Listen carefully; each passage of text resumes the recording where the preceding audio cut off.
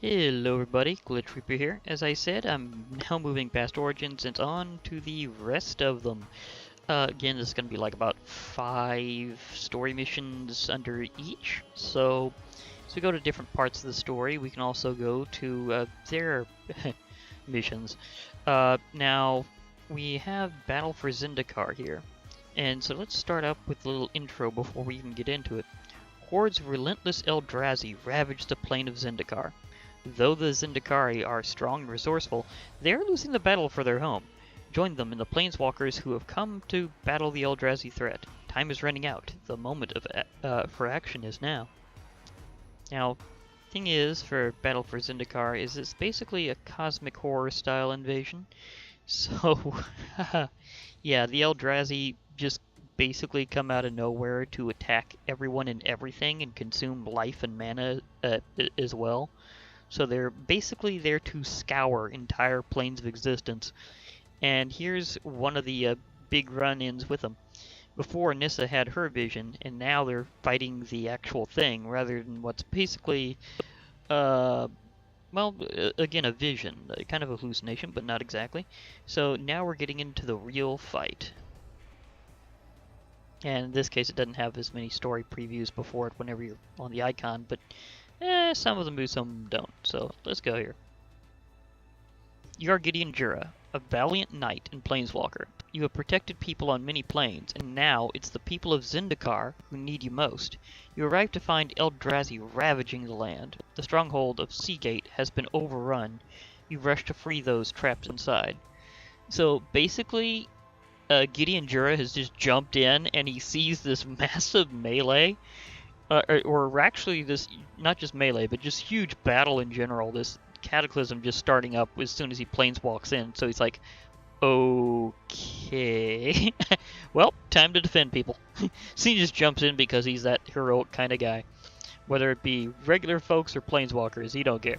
Everyone who needs defending gets defending.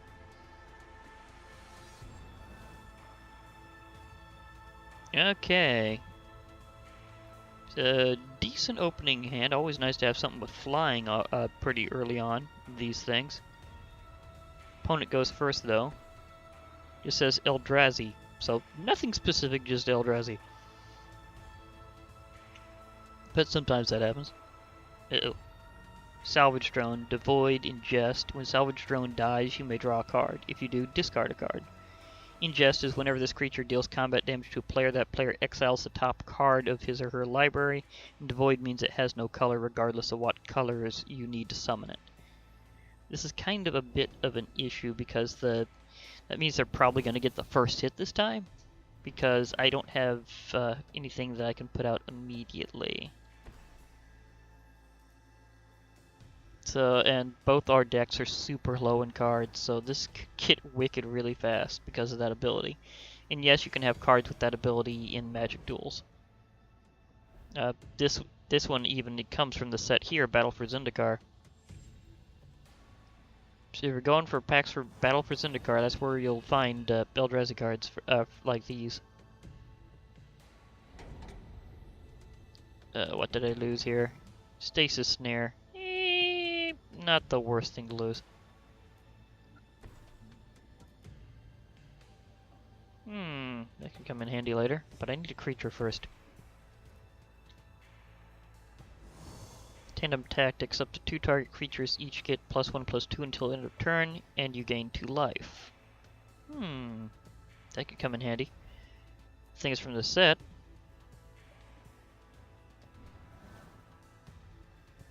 Stasis Snare basically exiles them as long as the enchantment's attached to them. So hopefully I'll save that for something large if they got any. Call the Scions. Devoid. Put 2 1/1 colorless Eldrazi Scion creature tokens onto the battlefield. They have sacrificed this creature, add 1 colorless to your mana pool. This is what I was talking about before, with Eldrazi Scions being more specifically named later. So I'll show what the tokens look like. Eldrazi Scion. Yeah, this is the correct version of the token creature for Eldrazi Scions. Earlier they had something kind of like this, but it wasn't specifically named right, didn't have the type right for Scion as one of the subtypes. So it just wasn't quite the way it goes later.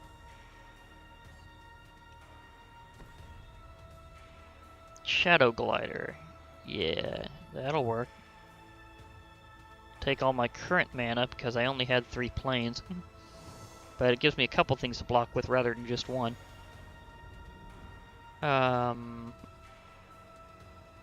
They can take this out if I go all out, and there's no guarantee that they'll do it with a salvage drone.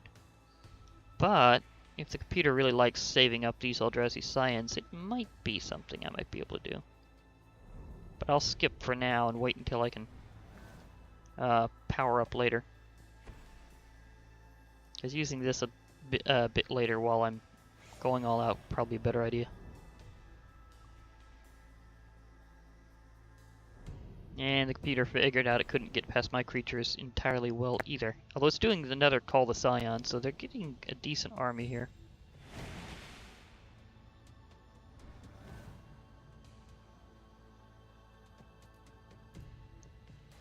Retreat to Myria. Enchantment. Landfall. Whenever a land enters the battlefield under your control, choose one. Put a 1/1 white core ally creature token onto the battlefield. Or creatures you control get +1/+1 until end of turn. Useful enchantment. Okay. I'll play that next then. And try to hold off a bit. I mean, I could try to tempt them. Or I could try hitting with this Shadow Glider. She's got flying, but hey. That could work, because I want to keep at least this back for actual blocking later. They can't block this because they don't have any flyers. Might lose a little next round, but I'll be able to take out at least something, maybe. Hopefully that, because I want to get rid of the one with ingest. But if they don't want to attack or block with those unless they got a complete like a completely safe situation, I could see why. Oh. That's a problem. Titan's Presence says, additional cost to cast Titan's Presence, reveal a colorless creature card from your hand. Exile target creature if its power is less than or equal to the revealed card's power. They might get rid of my flyer, but on the other hand, I'll see what they got. Okay. Eldrazi Devastator. It's just mainly big, but that means I can use my Stasis Snare as soon as they try using that. Well, they actually... Okay, they exiled my soldier? Okay. Guess they wanted to get all those attacks in. Yep, they're getting all the attacks in.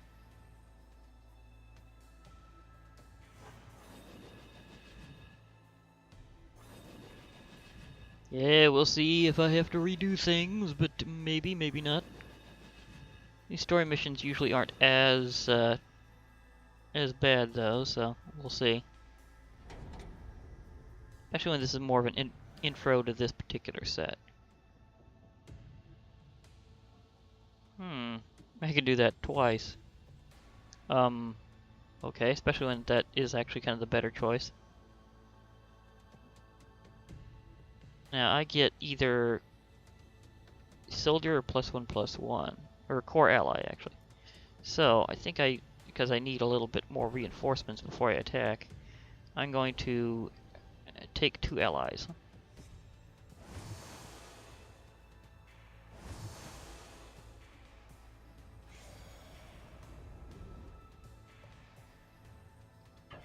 Okay, I only have a couple blockers, but at least I can whittle them down a little bit. Hopefully I can get something bigger later. Don't know if this... I don't remember if this deck has anything in particular that would be able to be like a big stomper later on.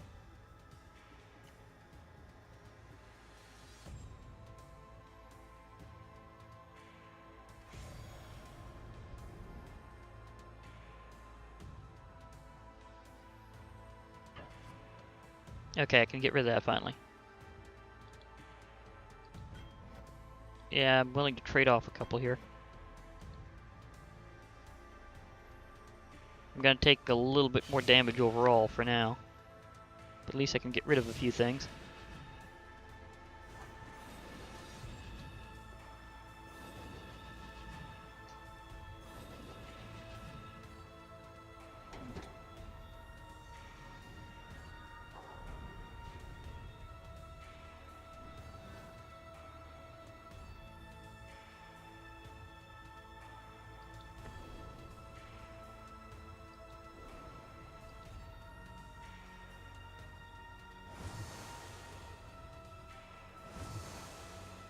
Yep, okay.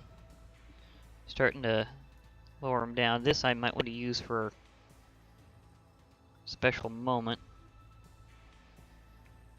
Well, I might use that whenever it's their turn later and they're attacking.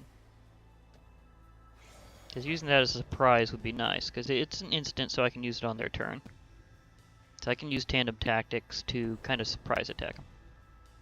Uh-oh. Trying to use that again.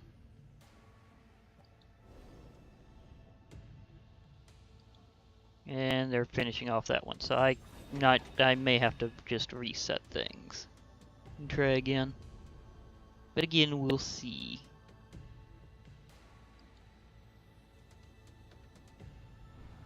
As I don't know. I don't think my luck's been really good this round.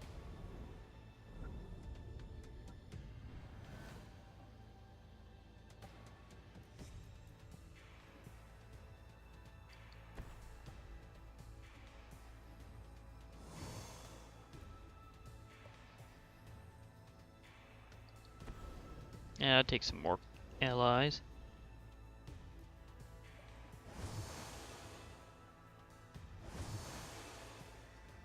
I don't have the ability to get a good straight hit right now either. Need to have, like, better luck at some point.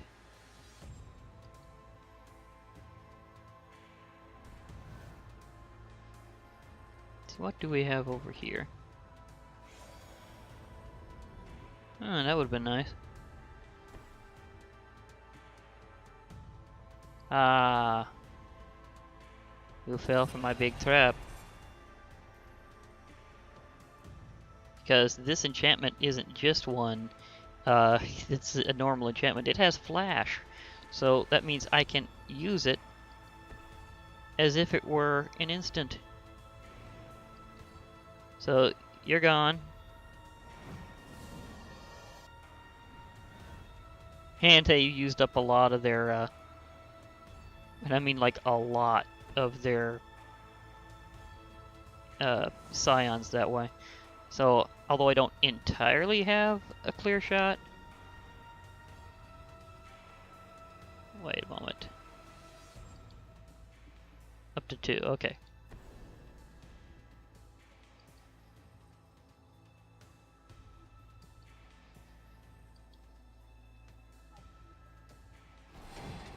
Okay, I'm going to attack with everything except one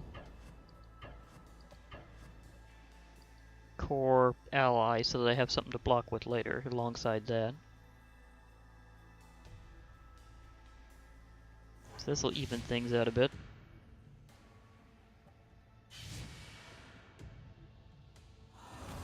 Well, more than that.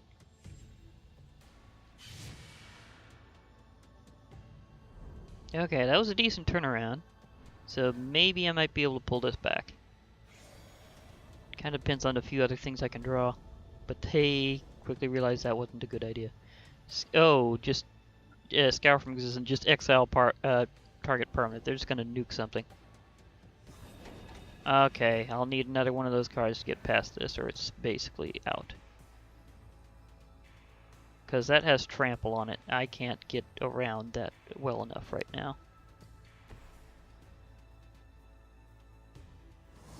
Because that's just too big. I can't get past it. Or can I? I think I could take a hit. So if I hit with absolutely everything, maybe for a couple rounds I might be able to get past it. So let's just go all out. Okay, I can still block with that and weaken the blow with trample, but it just won't be...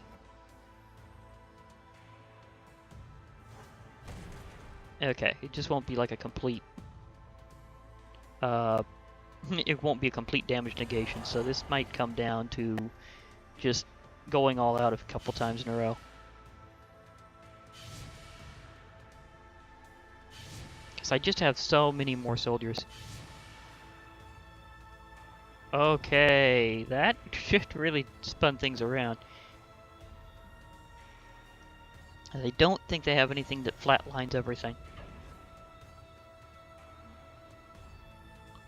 I think regardless of how I do this next round, I think I've got it won, but I'll try to weaken that just in case by a couple.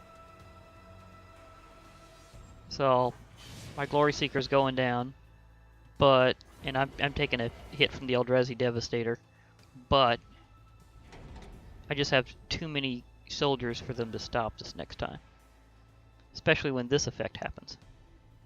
Because remember, I still have these enchantments. Well, now I don't need extra soldiers because I just need extra attack numbers. So, and that thing's landfall also triggered. So, and they're tapped out and they're creatures, so they're wide open. This is going to be just a big one. So this was a good turnaround. This is a good turnaround. For a while, I didn't know if that would really work out, but now I'm going to really make them pay for that. Crunch. I mean, that was there, and that one also has first strike, so that also technically ends it right there. Because first strike damages before anything else, so remember that. And that's the end of this part here. Oh yeah, so going on questage. But yeah, so here's how this part of the story goes, but it won't be over until sometime later, because the Eldrazi kind of forms a large arc. So yeah, so big story arc. Pretty well focused on in Magic Duels, so we'll get through a lot more of them later. But for now, you help the survivors escape. Among them is Nissa, an elvish planeswalker. You share your plan to reclaim Seagate from the Eldrazi and ask for her aid. She speaks of a quest she must complete first, but she agrees to join the fight after you've assembled an army.